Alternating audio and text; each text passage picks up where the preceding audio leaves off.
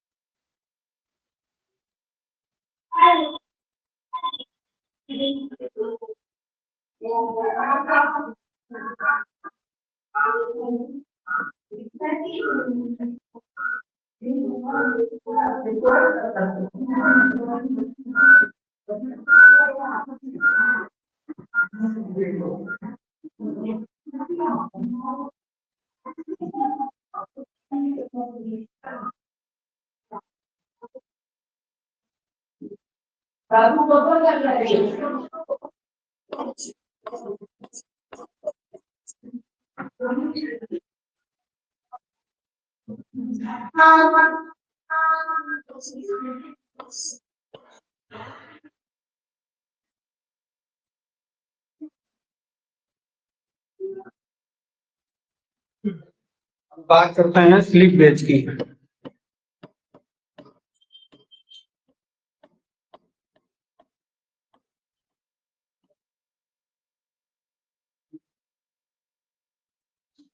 ये Johnson gauge block या weber gauge set भी कहते हैं। ये आयताकार आकार के ठोस ब्लॉक होते हैं जिन्हें उच्च श्रेणी के टूल स्टील से बनाया जाता है। इनको हार्ड करके कुछ माइक्रोन की यथार्थ में लैब पे फिनिश किया होता है। इनका मुख्य प्रयोग अन्य गेजों एवं सूक्ष्म मापी यंत्र की परिशुद्धता चेक करने अथवा साइन बार को सेट करते समय किया जाता है। यह इंग्लिश तथा मीट्रिक प्रणाली में एक सेट के रूप में मिलते हैं, जिनमें इंग्लिश प्रणाली के सेट में प्रायः 41 अथवा 81 पीस होते हैं तथा मीट्रिक प्रणाली में 45 अथवा 111 या 112 पीस होते हैं। भारतीय स्टैंडर्ड के अनुसार ये 3 ग्रेडों में निर्मित किया गया है। ग्रेड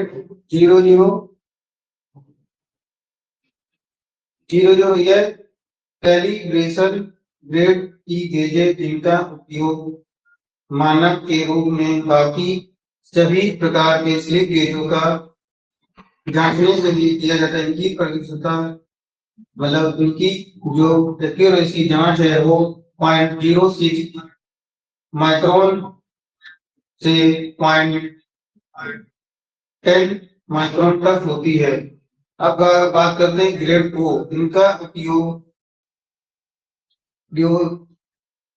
इंस्पेक्शन विभाग में इंस्पेक्शन के लिए किया जाता है। इनकी परिशुद्धता ±0.12 माइक्रोन से ±2 माइक्रोन तक होती है। अब बात करते हैं ग्रेड 1। यह वर्कशॉप के ग्रेड की स्लिप गेजें हैं। इनका प्रयोग अधिकतर टूल रूम में किया जाता है। इसकी परिशुद्धता 0.20 माइक्रोन से ±4.20 माइक्रोन तक होती है। अब बात करते हैं ग्रेड 2। यह स्लिप गेजें आम कार के लिए वर्कशॉप में प्रयोग की जाती है। इनकी परिशुद्धता 0.045 माइक्रोन से 8 माइक्रोन तक होती है। यह परिशुद्धता 20 डिग्री तक के ताप के लिए होती है।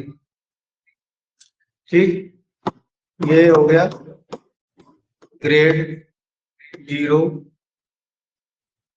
00 और ग्रेड 0। ठीक, और ग्रेड 1 और ग्रेड 2।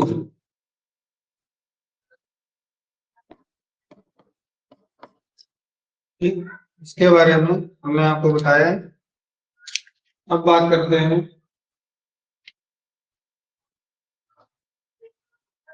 ये गेज हार्डन एलॉय स्टील या क्रोमियम स्टील के बने होते हैं। इन्हें सीजन किया जाता है, इस कारण इन पर जलवायु का कोई प्रभाव नहीं पड़ता। इन ग्लोव्स की प्रत्येक सतह को लैप करके बहुत अधिक फिनिश किया होता है, अर्थात इनकी फिनिश सतहों को यदि एक दूसरे पर विशेष मतलब रब करें, ये आपस में जुड़ जाते हैं।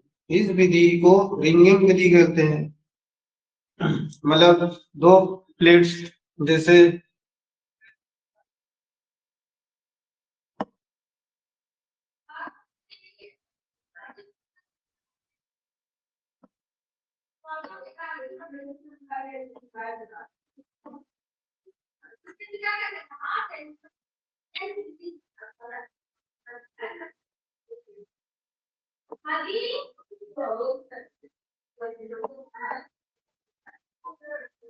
ठीक, ये प्लेट्स हो गए और ये दूसरी प्लेट इसी पे अगर आप इसको रिंगिंग करेंगे मतलब रगड़ेंगे तो ये रिंगिंग विधि होती है, परंतु दो ब्लॉकों को रिंगिंग विधि द्वारा जोड़ने से पहले अच्छी प्रकार साफ कर ले। इन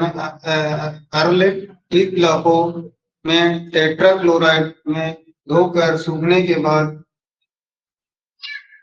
चोमो या चमड़े, लीलन कपड़े या टिश्यू पेपर पर रगड़ना चाहिए। इसके बाद दोनों ब्लॉक एक दूसरे के ऊपर रखकर रिंगिंग विधि द्वारा जोड़ना चाहिए। अलग करते समय रिंगिंग विधि द्वारा ही अलग करना चाहिए। अब बात करते हैं metric slip gauge.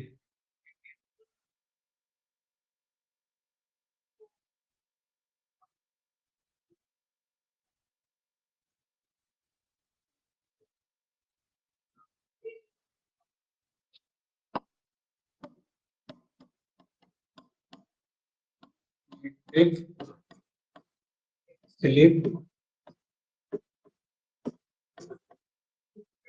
Gauge. Metric gauge block भी भिन्न भिन्न साइजों के पीसों में एक सेट के रूप में निर्मित किए जाते हैं, जैसे 45, 45, 86, 78, 88 और 111 व 113, 30। प्रत्येक गेज का साइज अंकित होता है, अर्थात इन गेजों के द्वारा 001 mm तक की शुद्धता में कोई भी साइज बना सकते हैं। जब किसी साइज को बनाना है तो सबसे पहले मिलीमीटर के 1000वें भाग वाला नंबर देखकर गेज का चुनाव करें। इस प्रकार मिलीमीटर के 7वें भाग, 10वें भाग और अंत में बड़े साइज वाले गेज का चुनाव करें। परंतु यह ध्यान रहे कि कम से कम गेजे का प्रयोग करें। इसमें 45 से 112 पीस तक वाले ब्लॉक में साइज इस प्रकार प्रयोग किए जाते हैं।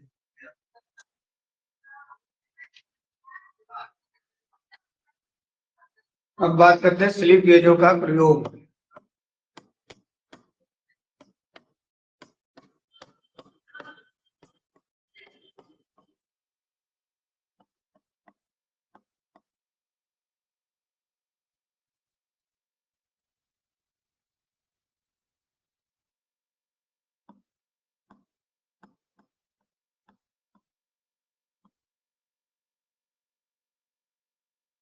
स्लिप गेजों ब्लॉक अधिकतर मापने के वाले यंत्र को जांचने के लिए उपयोग में लाए जाते हैं। जैसे नंबर 1 आउटसाइड माइक्रोमीटर चेक करने के लिए, नंबर 2 वर्नियर कैलिपर को चेक करने के लिए, नंबर 3 सॉलिड और एडजस्टेबल स्नैप गेजों को जांचने व सेट करने के लिए, नंबर 4 साइन बार द्वारा किसी कोण को जांचने के लिए, परंतु इसके साथ डायल टेस्ट इंडिकेटर का होना अति आवश्यक है। नंबर 5 कंपैरेटर या डायल गेज द्वारा किसी चाप को माप जांचने के लिए, नंबर 6 शुद्ध मार्किंग करने के लिए। ठीक,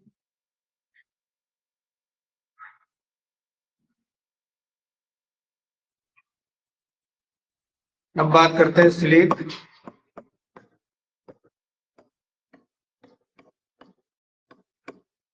गेजों का प्रयोग करते समय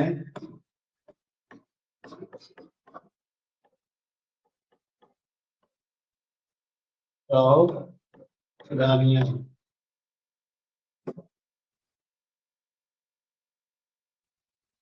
यह बहुत ही कीमती मापी सेट है, इसलिए इसके रख रखाव के प्रयोग में निम्नलिखित सावधानियां बरतनी चाहिए। नंबर 1, गेज ब्लॉकों को साधारण कार्यों के लिए प्रयोग में नहीं लाना चाहिए। नंबर 2, जंग आदि से बचाने के लिए गैसोलीन तथा ग्रीस आदि लगा कर रखना चाहिए। नंबर 3, उन्हें साफ करने के लिए मिट्टी के तेल या तारपीन तेल या कार्बन टेट्राक्लोराइड से धोकर टिश्यू पेपर या चमोएस लेदर से साफ करना चाहिए। नंबर 4, साफ करने के बाद कभी भी हाथ पर नहीं रगड़ना चाहिए। इस गेज पर नमी या तेल की सतह बन जाएगी, इससे रिंगिंग विधि द्वारा ये आपस में जुड़ नहीं पाएंगे। चिकनाई को दूर करने के लिए एवर्टिंग गैसोलीन को धोकर सुखा देना चाहिए। इन्हें कभी भी रफ सरफेस पर रखना, रगड़ना या जांचना नहीं चाहिए। नंबर 7, माप वाली सतह पर उंगलियां नहीं लगानी चाहिए। नंबर 8, अधिक शुद्ध माप लेने के लिए कमरे या वर्कशॉप का तापमान 68 मतलब कम से कम 70 फ़ारेनहाइट होना चाहिए। कभी भी ब्लॉक को ढेर के रूप में नहीं रखना चाहिए। जिन बॉक्स की आवश्यकता न हो उन्हें वापिस बक्से में रख देना चाहिए। नंबर मतलब कि ये है जो स्लिप गेज है जिनकी आवश्यकता ना हो उन्हें अपने उचित उसके बॉक्स के नाप के हिसाब से उसमें रख देना चाहिए। माप के बाद उन्हें इनके ऊपर जो ग्रीस लगाए वह एंडिंग केरोसिन होनी चाहिए पर तथा ध्यान रहे कि ग्रीस में तेजाब आदि की मात्रा ना हो, अन्यथा ये ब्लॉक खराब हो जाएगी।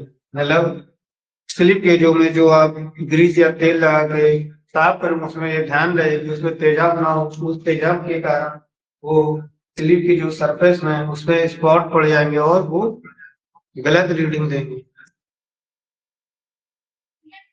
अब बात करते हैं साइन बार की।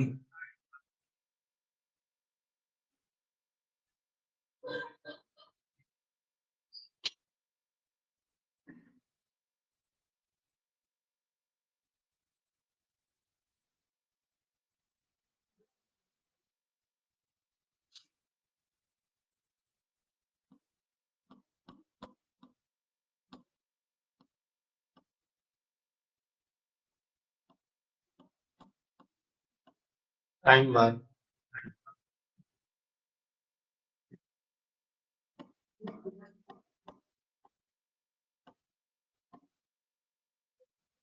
साइन बार आपका कुछ इस तरह से बना होता है। ये सरफेस प्लेट है।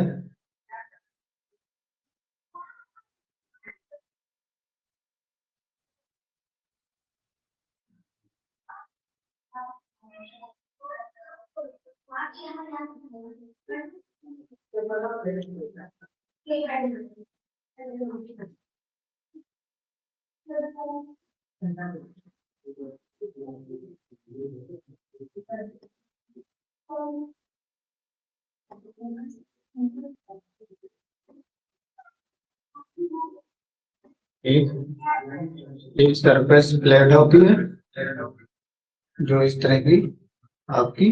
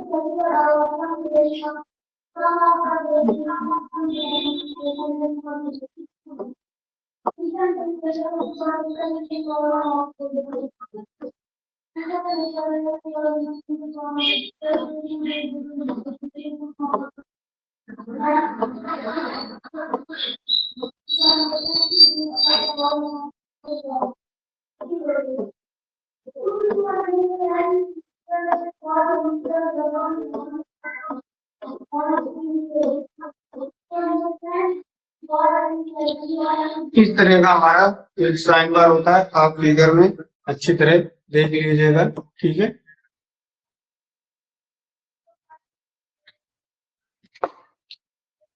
किसी जॉब को कोड या टेपर को वर्नियर बेवल प्रोटेक्टर द्वारा 5 मिनट की परिशुद्धता में माप या चेक कर सकते हैं। 5 मिनट से अधिक परिशुद्धता में जॉब को चेक करने के लिए साइन बार का प्रयोग किया जाता है।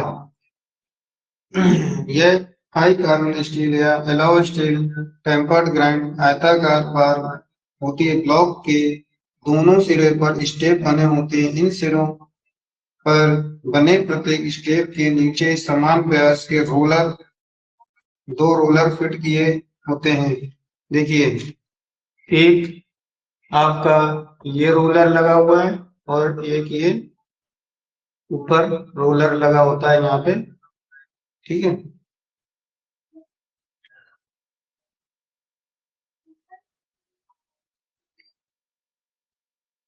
जॉब को क्लैंप करने के लिए साइड पर 3 सुराख बने होते हैं।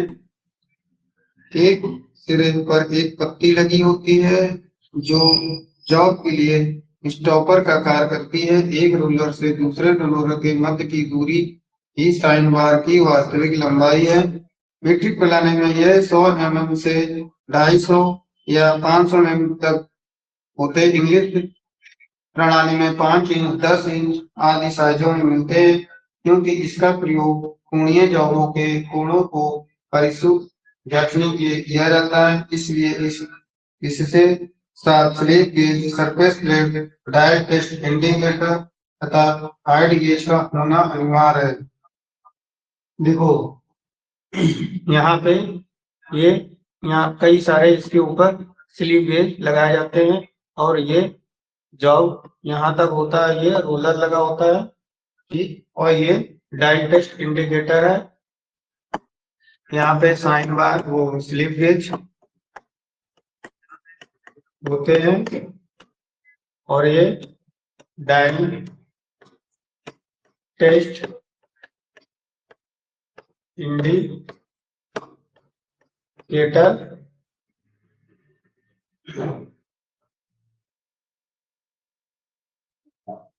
होते हैं और ये सरफेस प्लेट है। आपके फिगर में दिया होगा, आपके बुक में फिगर में दिया होगा, आप उसको देख लें।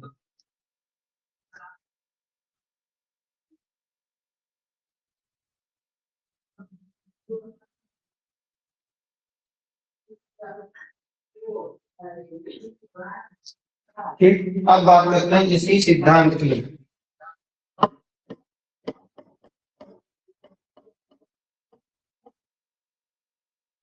साइन पर समकोण त्रिभुज के साइन कोण आधारित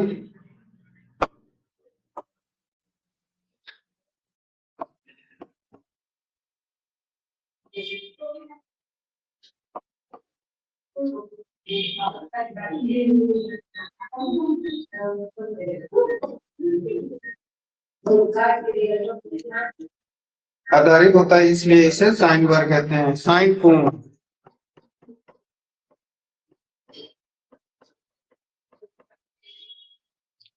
ए बराबर लंब ए और कर्ण बी, ये आपका लंब हो गया, ठीक, और ये हो गया कर्ण, ये हो गया आधार। तो साइन बार ए बराबर लंब बटे कर्ण, ठीक है। साइन कोण, साइन कोण स्लिप के जो साइन कोण का फार्मूला ये है,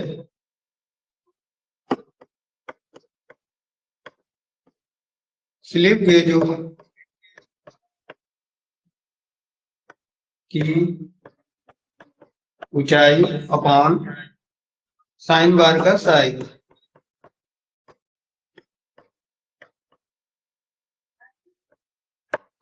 ठीक।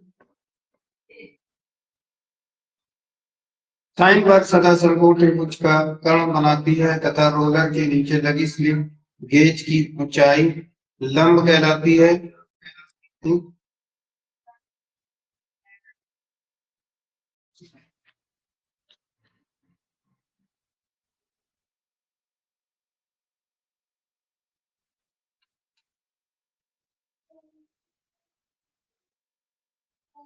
अब बात करते हैं साइन बार का प्रयोग करने की विधि। साइन बार के द्वारा किसी जॉब पर टेपर या कोण चेक कर सकते हैं, परंतु इसके साथ surface plate, slip gauge set तथा dial test indicator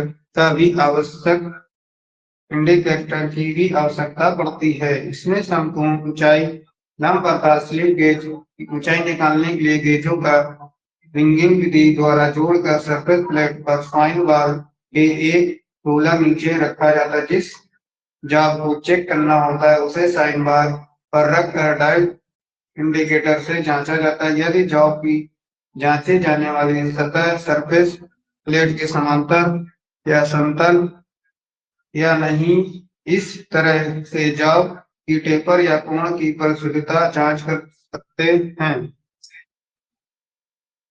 sine bar की निम्नलिखित 3 त्रुटियां होती हैं।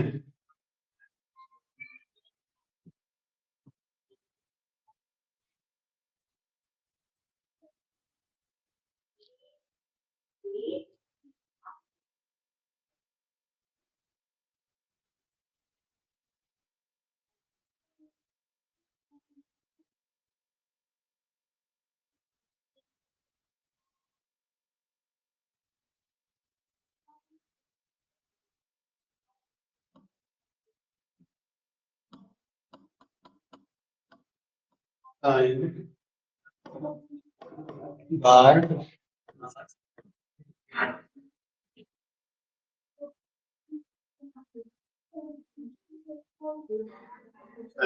प्रयोग करने की विधि।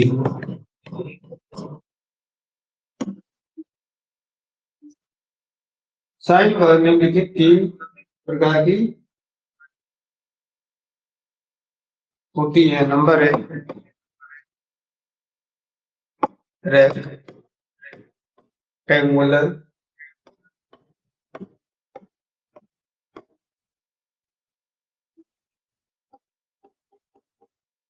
Sine bar. Sine bar tool steel की बनी हुई एक आयताकार बार होती है जिसमें के दोनों सिरे पर स्टेप बने होते हैं। इसके दोनों सिरे पर प्रत्येक स्टेप में 2 रोलरों को स्क्रू में फिट कर देते हैं। इसके प्रत्येक फेस को अच्छी तरह से फिनिश कर दिया जाता है। इसकी साइड पर 3 या 4 सुराख बने होते हैं, इससे आवश्यकता पड़ने पर कार को क्लैंप किया जाता है। इसके सिरे पर एक पत्ती लगी होती है जो स्टॉपर का काम कार करती है, जिससे जॉब खिसकने नहीं पाता। अब बात करते हैं नंबर 2, साइड सेंटर्स।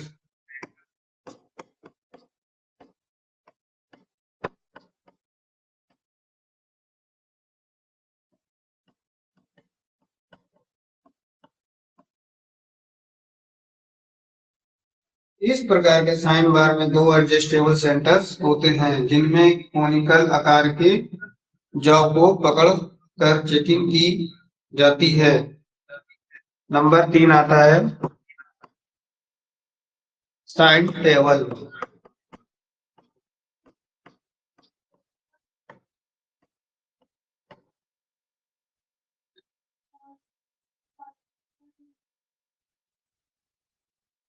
इस प्रकार के साइन बार टेबल के आकार के होते हैं जिनका प्रयोग बड़े साइज के जॉब के लिए किया जाता है।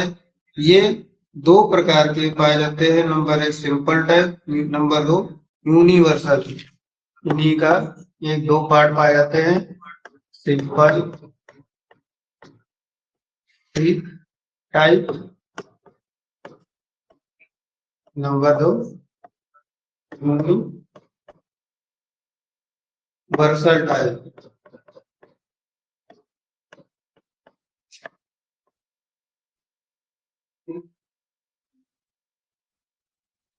अब बात करते हैं साइन बार को प्रयोग करते समय निम्नलिखित सावधानियां।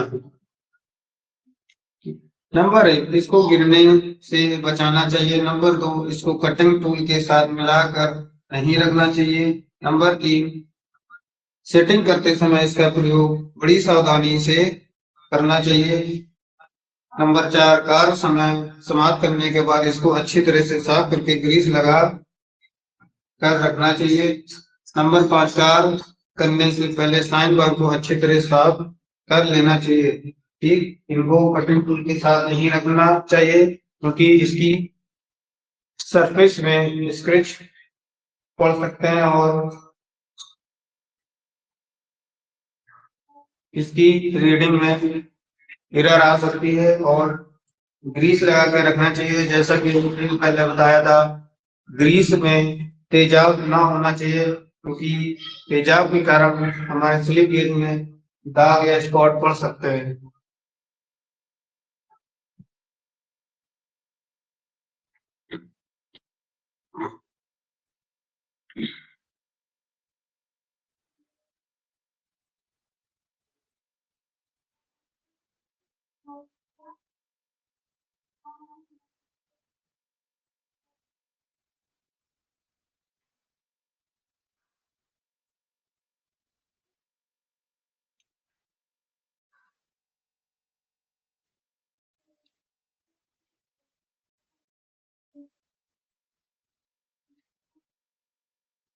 अब बात करते हैं dial test indicator.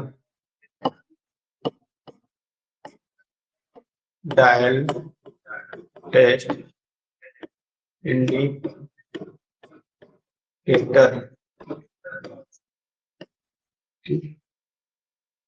Dial test indicator ये अति सूक्ष्म यंत्र डायल टेस्ट इंडिकेटर को मैं बना के दिखाता हूँ। ये इस तरह का होता है।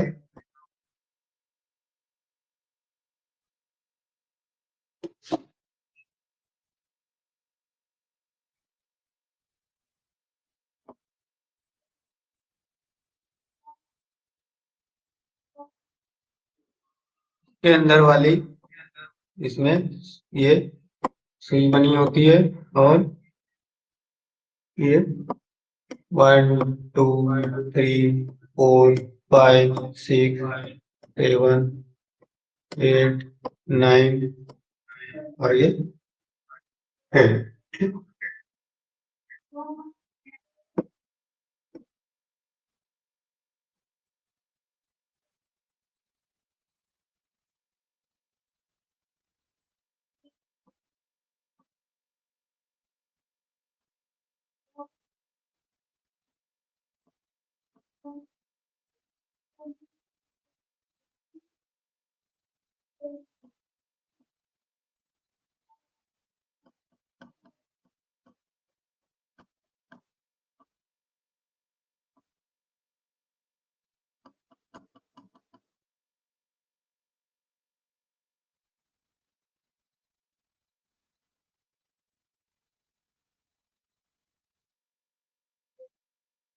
और इधर एक छोटी सी भी रीडिंग घड़ी होती है, 0 1 2 3 4 5 6 7 8 9 10।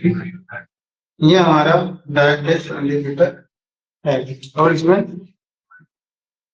खाने भी बने होते हैं, ठीक।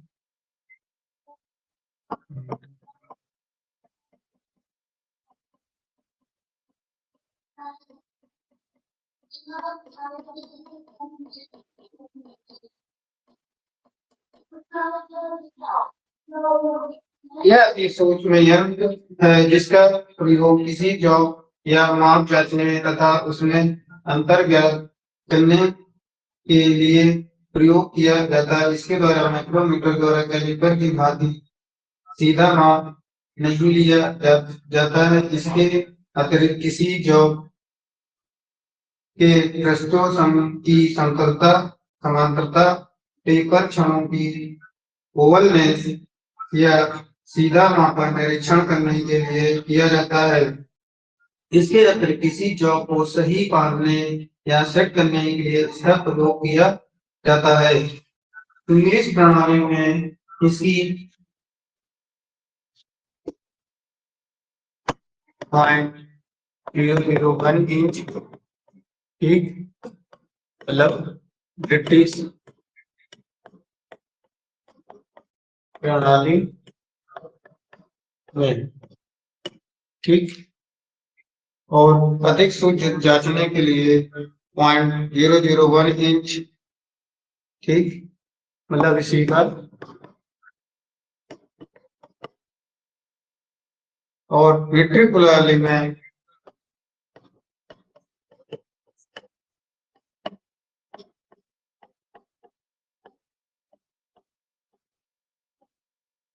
0.01 mm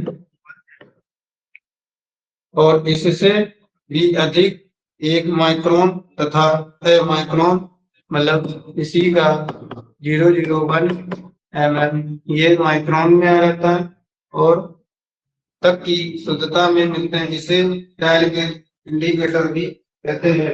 अब बात करते हैं इसके भाग की, ठीक। नंबर 1,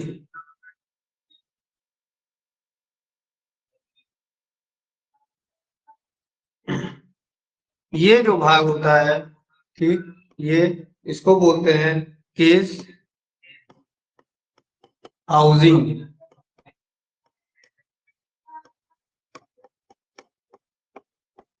ठीक। अब दो बात करते हैं नंबर 2 की। ये जो होता है कवर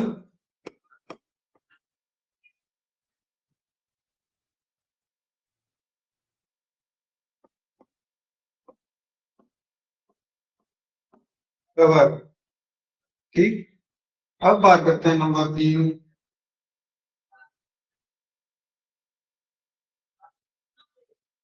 ये जो होता है इसको बेजल बोलते हैं। ये नंबर 4 आता है, ये इसके ऊपर जो एक शीशा लगा होता है इसको बोलते हैं डस्ट कैप।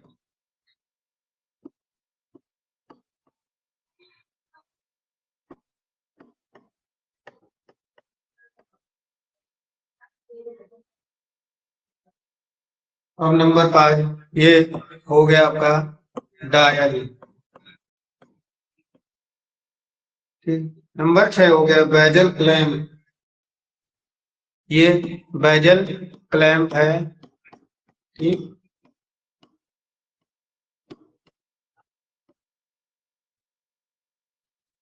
नंबर 7 आ गया निडल या इंडिकेटर। इसी को, ये जो सुई है इसी को बोलते हैं निडल या इंडिकेटर।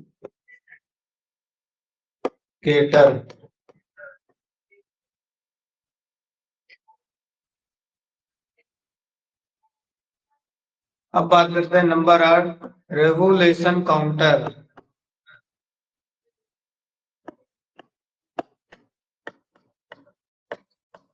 Location counter.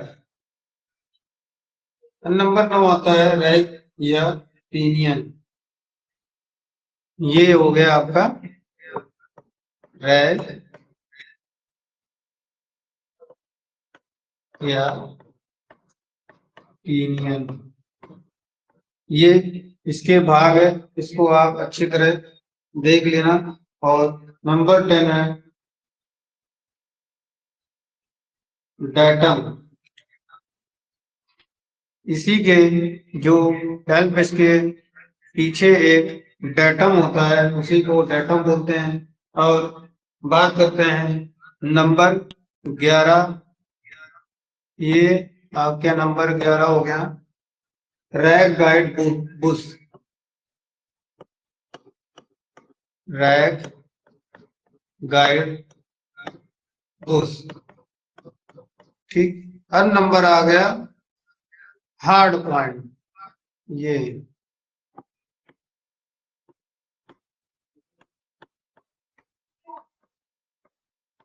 ठीक, ये इतने सारे इसके भाग होते हैं, ठीक। अब बात करते हैं इसके सिद्धांत की। डाइट टेस्ट इंडिकेटर की सिद्धांत में कार्य करता है, जिसकी इसमें रैक और पिनियन के द्वारा साइज के अंतर को यांत्रिक विधि से बड़ा करके डायल पर दिखाया जाता है। डाइट टेस्ट इंडिकेटर के प्रकार।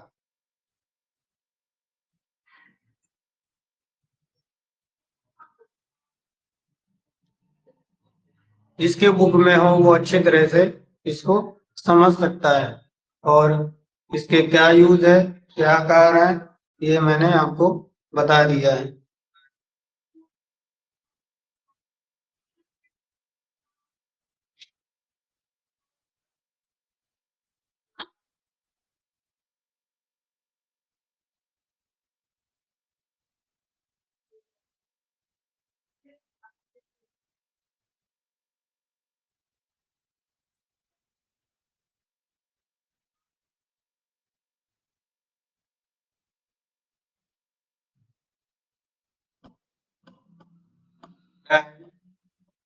टेस्ट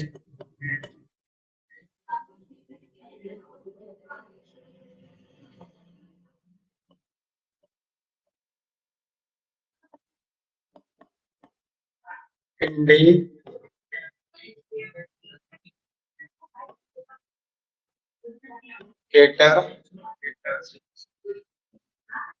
दो प्रकार के होते हैं।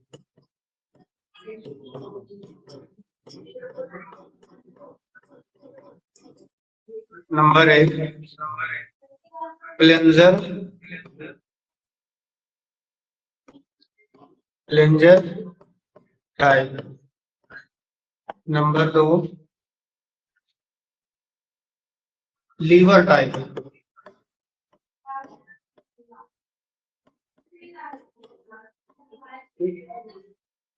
मीट्रिक प्रणाली में डाइट टेस्ट इंडिकेटर का व्यापक नाम मीट्रिक प्रणाली की स्पिंडल 25 लंबाई में 50 दांतों वाला रैक काटा होता, अर्थात रैक एक दांत ऊपर उठाने पर रैक आधा चलता है। इसके साथ 10 दांतों वाला पिनियन ए मैच करता है तथा 10 दांतों वाला पिनियन दूरी पर 75 दांतों वाला गियर फिट भी किया जाता है।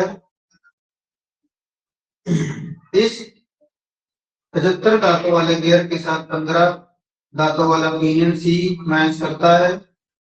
पिनियन सी पर मिडल इंडिकेटर फिट किया होता है।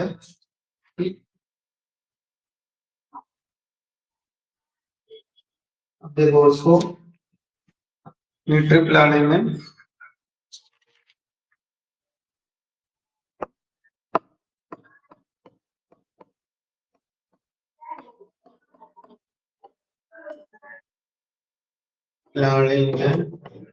डायल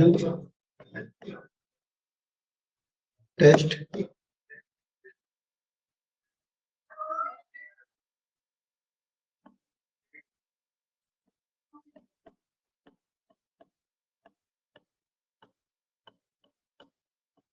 इंडिकेटर का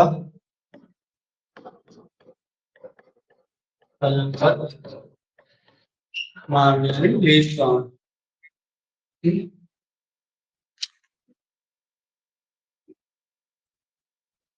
इससे हम बात करते हैं चक्रों की संख्या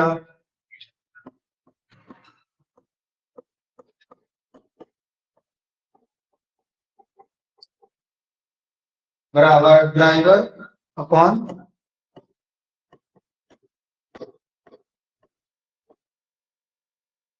ड्रिवन। इसमें दिया जो दिया हुआ था 50 इंटू 75 10 इंटू 15 15 ठीक 5 टाइम 15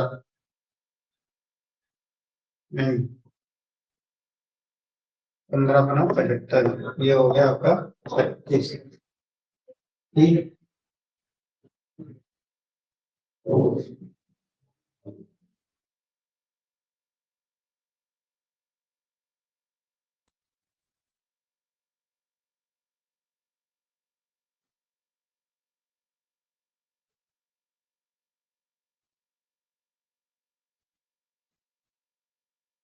अब हो गया रैंक के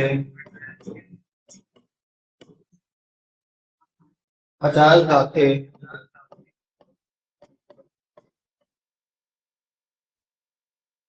चलने पर मिडिल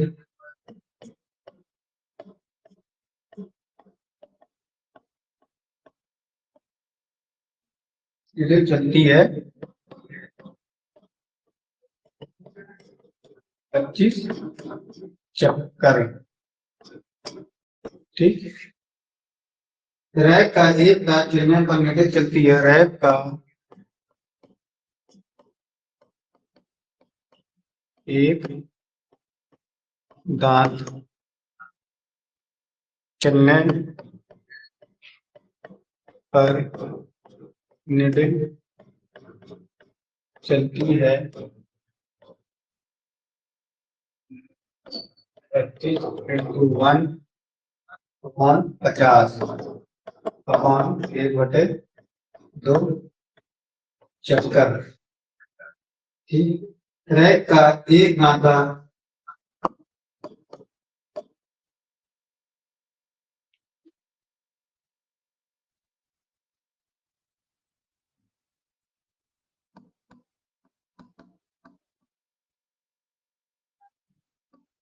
1/2 ml बराबर निडिल का 1/2 चक्कर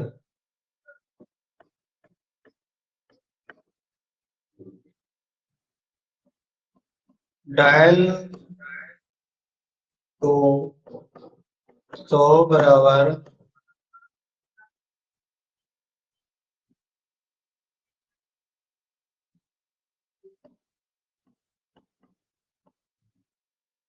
100 बराबर भागों में बांटा तो आधा डायल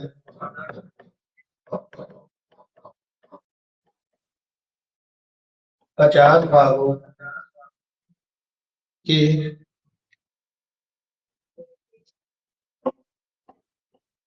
निडिल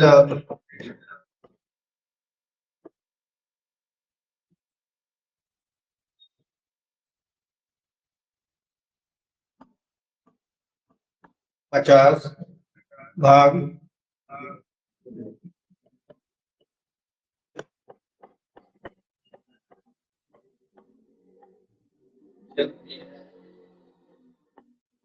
तो रैक चलता हो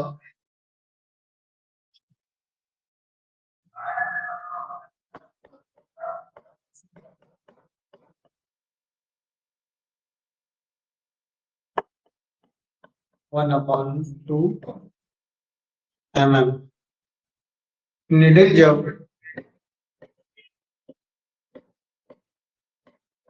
एक भाग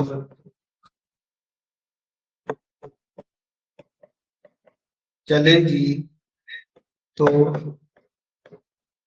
रैक चलेगा 1/2 into 1/15 50/100 ml। ठीक,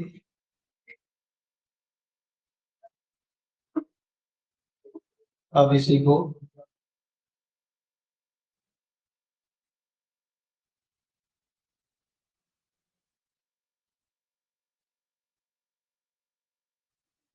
डिवाइड कर लेंगे तो हमारा आएगा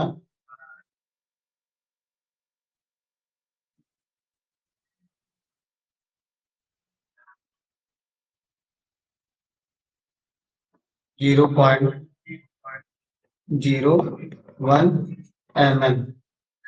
ठीक, इस प्रकार हम D T I dial test indicator का अल्पम मान ज्ञात हो गया। मतलब डी टी आई मतलब डायल टेस्ट इंडिकेटर का लिस्ट काउंट।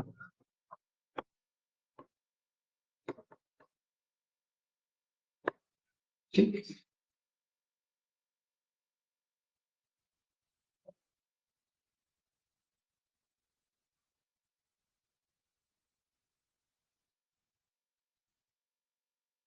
इसी तरह आप इंग्लिश प्रणाली में डायल टेस्ट इंडिकेटर का अल्पतमांक निकालेंगे।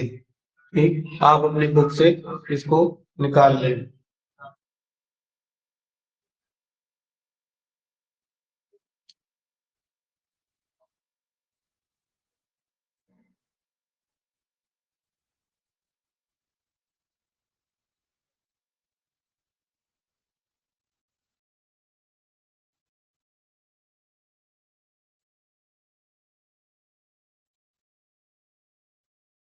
लीवर टाइप इंडिकेटर बात करते हैं।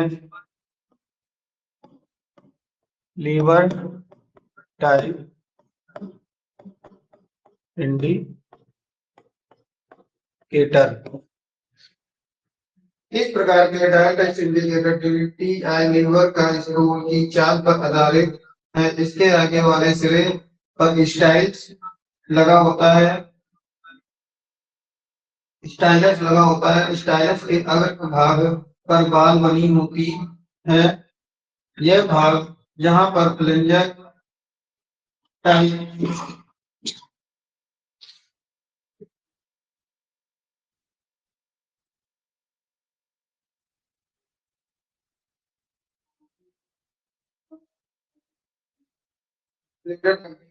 प्रयोग नहीं किया जा सकता है, वहां इसका प्रयोग किया जाता है। इसके निम्नलिखित भाग होते हैं। Number 1 holder,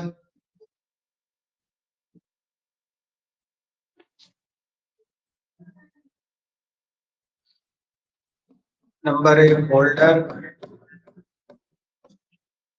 number 2 body. Number 3 style.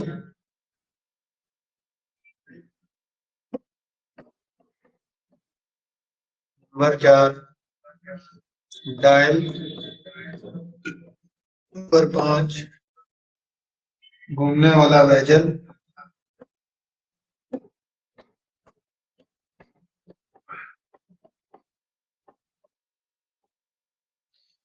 Number 6 pivot.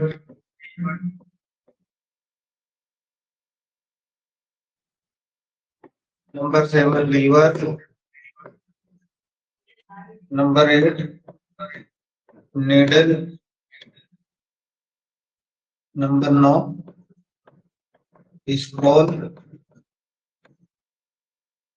Number 10 return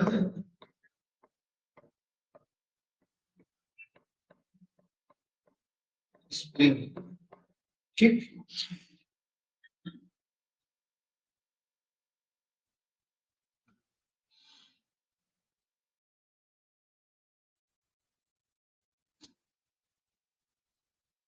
अब बात करते हैं डायल टेस्ट इंडिकेटर का बेस।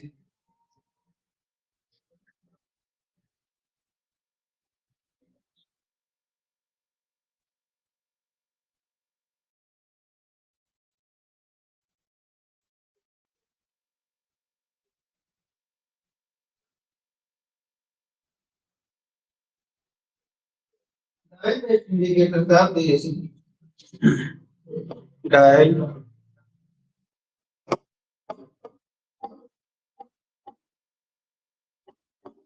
टेस्ट इंडिकेटर का बेस। डायल टेस्ट इंडिकेटर के भिन्न भिन्न प्रकार के आधार बेस प्रयोग किए जाते हैं। एक सॉलिड, नंबर एक सॉलिड,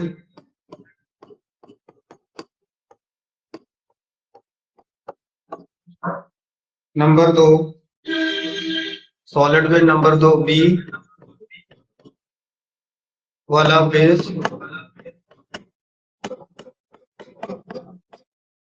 नंबर तीन यूनिवर्सल मैग्नेटिक स्टैंड,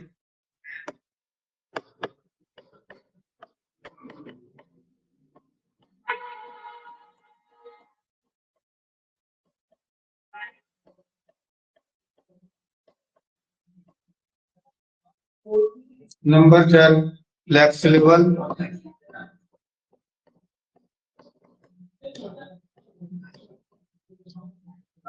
पोस्ट वाला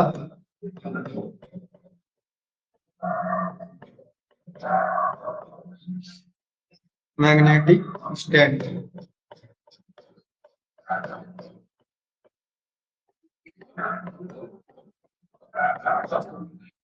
नंबर पांच है प्लेन बेस,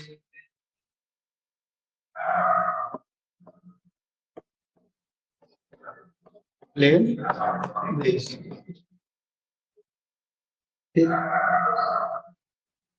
ये सी क्लैप व पिलर सनक गहराई मापने वाला यंत्र। नंबर चार स्पंडल उठाने वाला लीवर। Number list indicator. अब बात करते हैं bore dial gauge. Bore dial gauge, ठीक, यह भीतरी माप लेने वाला सूक्ष्म मापी यंत्र है जिसे मर्सर गेज के नाम से भी जाना जाता है। ये दो मापी सिरे होते हैं और इसका सिद्धांत है इसमें प्लंजर की चाल से गेज को चलाया जाता है। भाग स्टैंड, यह एक लंबी खोखली नली जिसके साथ सभी भाग जुड़े होते अर्थात एक सिरे पर डायल एक तथा दूसरे सिरे पर प्लंजर सेटिंग स्थिर एंगल होते हैं। तो बात करें स्लाइडिंग प्लंजर। इसका प्लंजर जब दबता है तो स्टेम में फिट रॉड डायल गेज को दबाती है जिससे डायल गेज माप मापा जा सकता है। फिक्स्ड एंगल, यह कई साइज के होते हैं, इन्हें माप के अनुसार चुना जाता है। इन एंगल के साथ स्पेसिंग वॉशर रिंग भी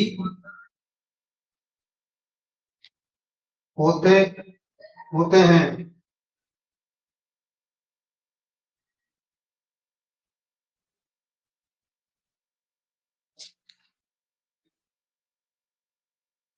अब बात करते हैं सेटरिंग शूज। अभी हमने आपको बताया था स्लाइडिंग प्लंजर, स्लाइडिंग प्लंजर बताया था, ठीक है।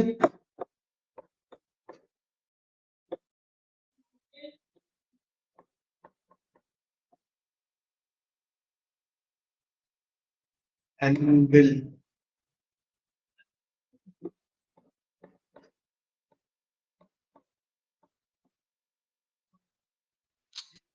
बात करते हैं सेटरिंग शूज।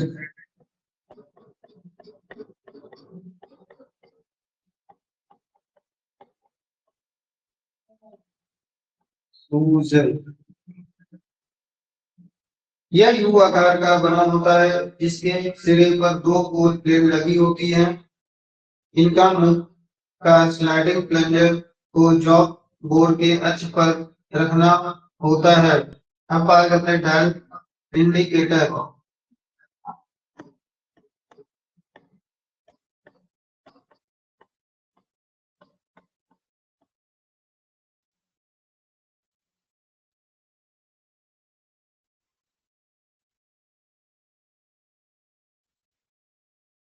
इसमें डायल पर क्लॉकवाइज तथा एंटी क्लॉकवाइज 0 से 50 तक के चिन्ह अंकित किए होते हैं। ब्लॉक वाइज सुई के घूमने पर प्लस तथा एंटी क्लॉकवाइज घूमने पर माइनस हो जाएगी। रीडिंग के लिए पहले बोर गेज को रिंग गेज या स्लिप गेज सेटिंग फीचर द्वारा सेट कर लिया जाता है। फिर बोर में डालकर माप चेक करते हैं। यदि सुई 0 से माइनस में जाएगी तो बेसिक माप से घटा दिया जाएगा। यदि सुई 0 से प्लस में जाएगी तो बेसिक माप से जोड़ दिया जाएगा। रीडिंग के मतलब जोड़ दिया जाएगा। ठीक। अब बात करते हैं डायल टाइप इंडिकेटर का प्रयोग करते समय निम्नलिखित सावधानियां। नंबर 1, इसे कभी रफ सरफेस का प्रयोग नहीं करना चाहिए। नंबर 2, जॉब की सतह जाते समय कन्वेंस पॉइंट को जॉब की सतह के साथ लगाकर और डायल घुमाकर सुई को शून्य रेखा पर सेट कर लेना चाहिए। नंबर 3, जाते समय जॉब पर झिरी या स्वॉट आदि का विशेष ध्यान रखे अन्यथा पॉइंट में फंस कर टूट सकता है। नंबर 4, आम के अनुसार उसके अटैचमेंट लगा लेना चाहिए। नंबर 5, इसे कटिंग टूलों से बचाकर रखना चाहिए।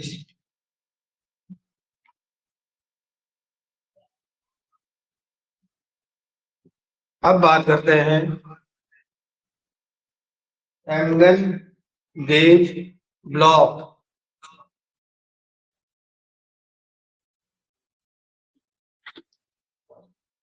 डायल टेस्ट इंडिकेटर कर आप अपने बुक में इसका फिगर देख के अच्छी तरह से समझ ले और इसका प्रयोग कैसे किया जाए तो वो समझ ले। ठीक, आपके बुक में दिया होगा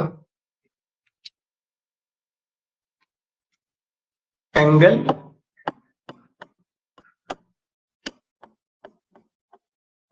गेज ब्लॉक।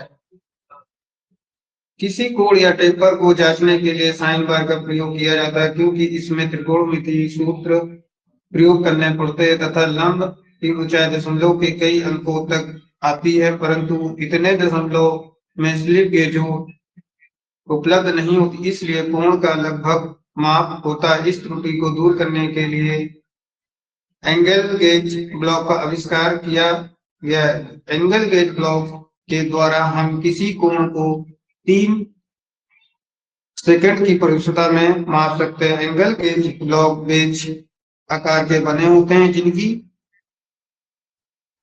लंबाई मतलब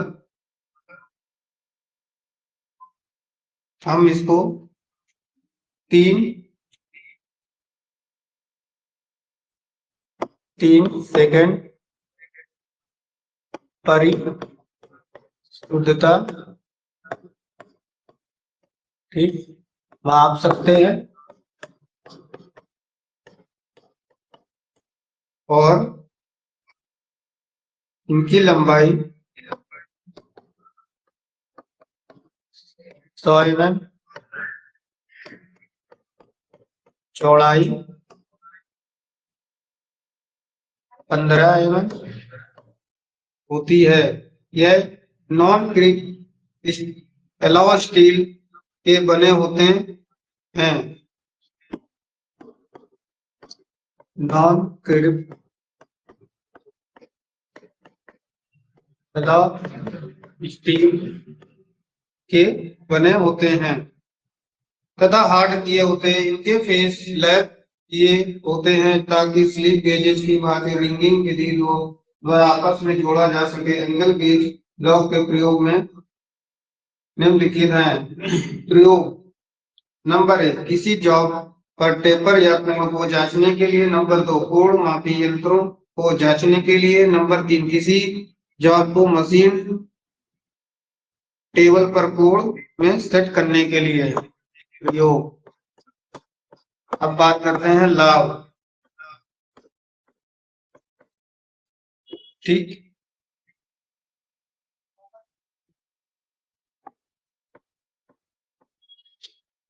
नंबर 1, यह समतल व लंबवत दोनों दिशा में प्रयोग किए जाते हैं। नंबर 2, यह सूक्ष्म मापी यंत्रों की अपेक्षा जॉब को अधिक परिशुद्धता में माप जांच कर सकते हैं। नंबर 3, इनमें आधार सतह की जरूरत नहीं होती। इनके द्वारा 3 सेकंड तक कोण को जांच सकते हैं।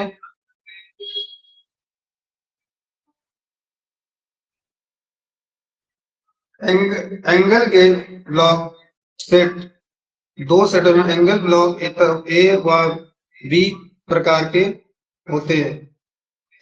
ठीक। बी में 12 ब्लॉक होते हैं। ए में 13 होते हैं और बी में 12 होते हैं।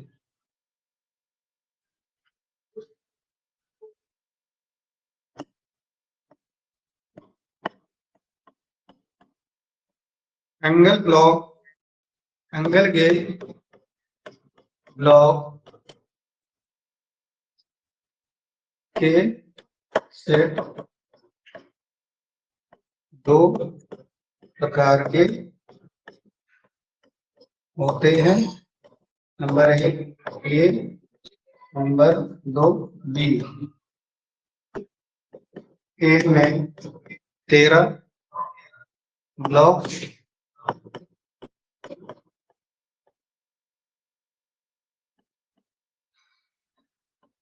हैं और बी में 12 ब्लॉक होते हैं। ठीक है।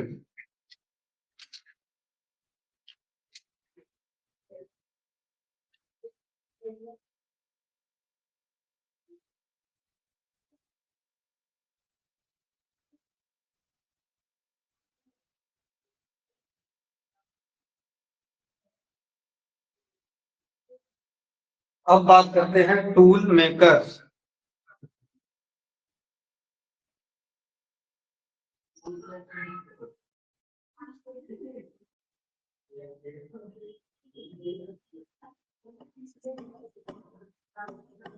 Tool makers. Tool makers microscope एक निरीक्षण यंत्र है। यह ऑप्टिकल्स के सिद्धांत पर आधारित होता है जिसमें 10x के आई पीस लगे होते हैं। यह किसी मशीन किए जॉब के सभी माप, कोण, चूड़ी का आकार तथा गियर आदि को भिन्न भिन्न आकार के ओवरले चार्ट या रेक्टिकल लगा कर जॉब को जांच सकते हैं। इसके द्वारा एक्स वाई अक्ष एक क्षेत्र से दूसरे क्षेत्र की दूरी, क्षेत्र की ओवलनेस आदि भी जांच सकते हैं। इस पर प्रोजेक्शन अटैचमेंट लगाकर स्क्रीन पर जॉब का प्रतिबिंब देख सकते हैं। अटैचमेंट माइक्रोमीटर भिन्न भिन्न पावर के eye piece, rotary table, swivel centre, split clamp सहित वी ब्लॉक, रेक्टिकल शोल्डर क्लैंप सहित आदि होते हैं। ठीक। अब बात करते हैं पॉकेट कंपरेटर।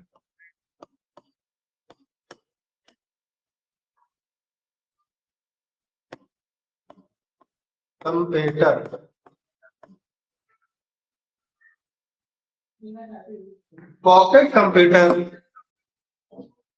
यह भी टूल मेकर माइक्रोमीटर का छोटा रूप है। इसमें विभिन्न रेक्टिकल लगाकर माप, कोण, स्क्रू का आकार व आदि जांच सकते हैं। इसके साथ 8x, 9x, 10x, 25x, 50x magnification के आई पीस होते हैं तथा उजाले के लिए बैटरी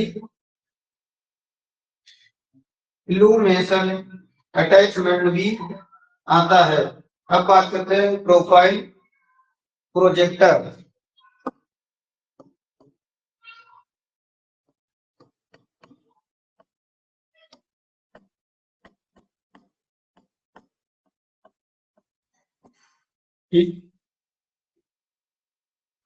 यह भी टूल मेकर माइक्रोस्कोप की भांति कार्य करता है। अंतर केवल इतना है कि इसमें आईपीएस के स्थान पर प्रोजेक्टर इसकी होती है, जिस पर जॉब का प्रतिबिंब 10x, 20x, 50x तथा 100x तथा मैग्निफिकेशन कर सकते।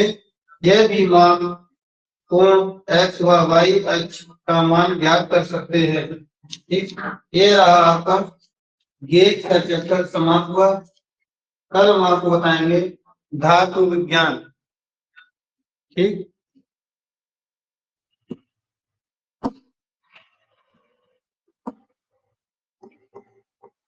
धातु विज्ञान यानी मेटल के बारे में। आज की क्लास यही समाप्त हुई। जिसको जो पूछना है पूछ सकता है।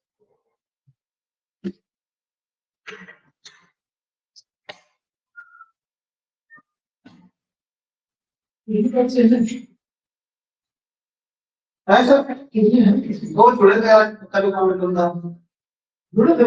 हाँ, दो जुड़े थे।